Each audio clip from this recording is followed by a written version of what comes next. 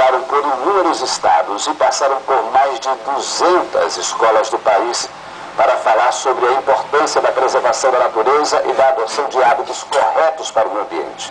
E de passagem por Aracaju, despertaram o interesse de um público mirim que assistiu e aprovou a ideia do projeto.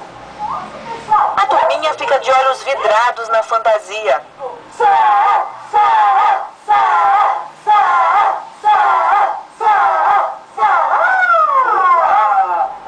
No palco, os bonecos falantes comentam sobre o aquecimento global, ensinam a economizar água e a jogar o lixo no lixo. Separar os materiais recicláveis.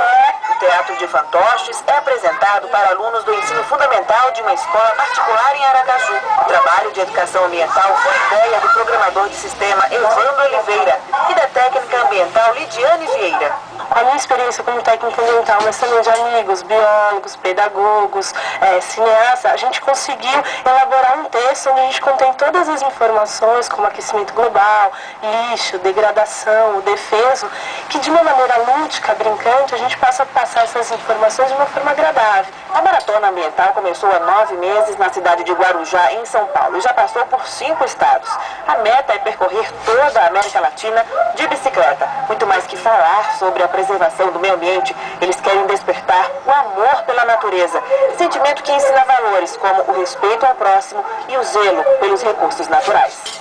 Quando eu vejo as crianças com os pais, que ela fala pro pai, olha, eles que estavam fazendo teatrinho, os pais vêm, uns falam, olha, parabéns pelo trabalho de vocês, mas já caso contrário, que os pais falam, então é vocês que fizeram aquele teatro, meu filho agora fica pegando no meu pé quando eu jogo um papel de bala, eles ficam pegando no meu pé quando eu abro o torneiro, eu falo, que bom, era essa a resposta que nós queríamos, o resultado que nós estávamos esperando pelo teatro. Os bonecos são feitos de material reciclado. Para tocar o projeto, eles se mantêm com recursos próprios e também recebem apoio das escolas. Já se apresentaram até em aldeias. Foi muito gratificante, que depois, como a gente pergunta depois, a gente via que eles estavam prestando atenção no teatrinho. Na verdade, não foram só as crianças, os pais, os índios, todos assistiram.